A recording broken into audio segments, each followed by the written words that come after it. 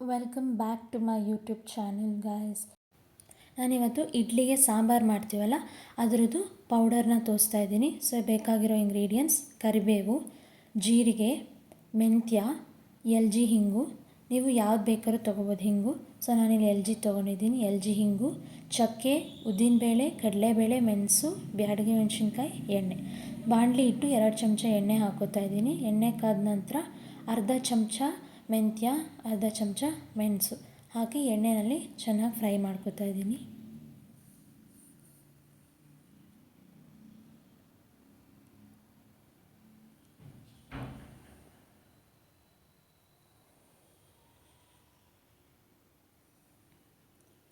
ಎಣ್ಣೆಲಿ ಚೆನ್ನಾಗಿ ಫ್ರೈ ಆದಮೇಲೆ 1 ಚಮಚ ಕಡಲೆಬೇಳೆನ ಹಾಕ್ತಾಯಿದ್ದೀನಿ.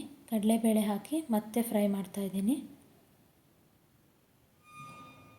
ನೀವು ಫ್ರೈ ಮಾಡುವಾಗ ಉರಿನ ಲೋ ಫ್ಲೇಮಲ್ಲಿ ಇಟ್ಟು ಫ್ರೈ ಮಾಡ್ಕೊಳ್ಳಿ. ಯಾಕಂದರೆ ನಾವು ಈ ಸ್ಪೈಸಸ್ನೆಲ್ಲ ಉರಿಯುವಾಗ ಅದು ನಾವು ಎಷ್ಟು ಉರಿತೀವೋ ಅಷ್ಟು ಚೆನ್ನಾಗಿರುತ್ತೆ ಟೇಸ್ಟ್ ಪೌಡರ್ದು. ಬಟ್ ಅದು ಸೀದೋದ್ರೆ ಅದು ಅಷ್ಟು ಟೇಸ್ಟ್ ಬರೋಲ್ಲ. ಸೊ ಲೋ ಫ್ಲೇಮಲ್ಲಿ ಇಟ್ಟು ಫ್ರೈ ಮಾಡಿ. ಸೊ ಈಗ ಇದೆಲ್ಲ ಫ್ರೈ ಆದಮೇಲೆ ನಾನು 1 ಚಮಚ ಉದ್ದಿನಬೇಳೆ ಹಾಕ್ತಾಯಿದ್ದೀನಿ. ಮತ್ತು ಒಂದೇ ಒಂದು ಪೀಸ್ ಚಕ್ಕೆ ಹಾಕೋತಾ ಇದ್ದೀನಿ.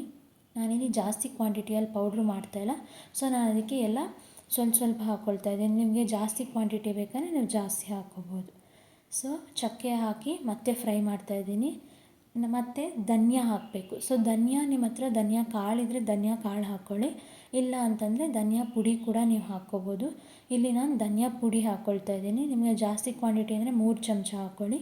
ಕಡಿಮೆ ಅಂತಂದರೆ ಅರ್ಧ ಚಮಚ ಅಥವಾ 1 ಚಮಚನ ಹಾಕಿ ಫ್ರೈ ಮಾಡ್ಕೊಳ್ಳಿ.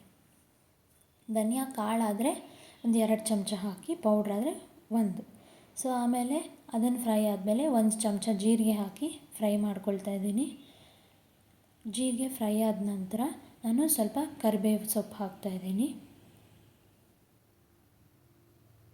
ನಾವು ಕರಿಬೇವು ಎಲೆ ಏನಕ್ಕೆ ಹಾಕ್ತೀವಿ ಅಂತ ಅಂದರೆ ಅದು ಸ್ಮೆಲ್ ಚೆನ್ನಾಗಿರುತ್ತೆ ಅನ್ನೋ ಕಾರಣಕ್ಕೆ. ಸೊ ಇಲ್ಲಿ ನಾನು ಬ್ಯಾಡಗಿ ಮೆಣಸಿನ್ಕಾಯಿ ಯೂಸ್ ಮಾಡ್ತಾಯಿದ್ದೀನಿ. 7ರಿಂದ 8 ಹಾಕ್ಕೊಳ್ಳಿ. ಸಾಂಬಾರು ಕಲರ್ ಬರೋಕ್ಕೋಸ್ಕರ, ಕಲರ್ ಚೆನ್ನಾಗಿ ಕಾಣುತ್ತೆ ಅಂತ ಹೇಳಿ ನಾವು ಬ್ಯಾಡಗಿ ಮೆಣಸಿನ್ಕಾಯಿ ಹಾಕ್ಕೊಳ್ತಾ ಇರೋದು. ನಾನು 7ರಿಂದ 8 ಹಾಕ್ಕೊಳ್ತಾ ಇದ್ದೀನಿ. ಸೊ ಹಾಕಿ ಚೆನ್ನಾಗಿ ಫ್ರೈ ಮಾಡ್ಕೊಳ್ಳೋಣ.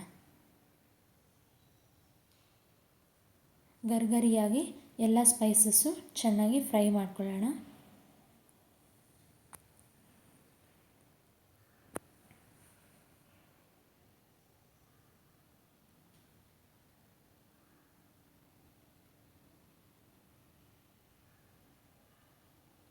ಸೊ ಇದೆಲ್ಲ ಫ್ರೈ ಆದ ನಂತರ ನಾನು ಎಲ್ ಜಿ ಹಿಂಗನ್ನ ಯೂಸ್ ಮಾಡ್ತಾಯಿದ್ದೀನಿ. ಸೊ ಒಂದು 3 ಚಮಚ ಹಿಂಗನ್ನ ಹಾಕ್ಕೊಳ್ಳಿ. ನೀವು ಹಿಂಗು ಹಾಕಿದಷ್ಟು ತುಂಬ ಚೆನ್ನಾಗಿರುತ್ತೆ ಟೇಸ್ಟು, ಮತ್ತು ಡೈಜೆಸ್ಟು ಚೆನ್ನಾಗಾಗುತ್ತೆ ನಾವು ಯಾವುದೇ ಪದಾರ್ಥಕ್ಕೆ ಹಿಂಗೆ ಹಾಕಿದಾಗ. ಸೊ ನಾನಿಲ್ಲಿ ಎಲ್ ಜಿ ಹಿಂಗೆ ಯೂಸ್ ಮಾಡ್ತಾಯಿದ್ದೀನಿ. ಸೊ ಹಿಂಗೆ ಹಾಕಿ ಮತ್ತೆ ಚೆನ್ನಾಗಿ ನಾನು ಎಲ್ಲ ಮಿಕ್ಸ್ ಆಗೋ ಥರ ಫ್ರೈ ಮಾಡ್ತಾಯಿದ್ದೀನಿ.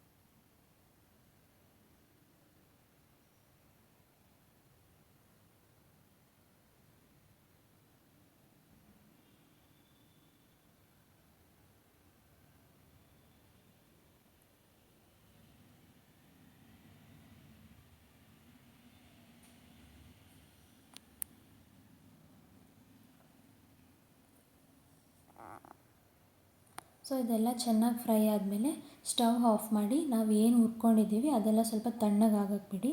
ಅದು ತಣ್ಣಗಾದಮೇಲೆ ಮಿಕ್ಸಿಗೆ ಹಾಕಿ ಸ್ವಲ್ಪ ಗ್ರೈಂಡ್ ಮಾಡ್ಕೊಳ್ಳಿ. ಸೊ ಪೌಡರ್ ಮಾಡ್ಕೊಳ್ಳಿ. ನಾನು ನೆಕ್ಸ್ಟ್ ವ್ಲಾಗಲ್ಲಿ ನಾನು ನಿಮಗೆ ಇಡ್ಲಿ ಸಾಂಬಾರು ಮಾಡೋದು ಹೇಗೆ ಅಂತ ತೋರಿಸ್ಕೊಡ್ತೀನಿ. Thanks for watching.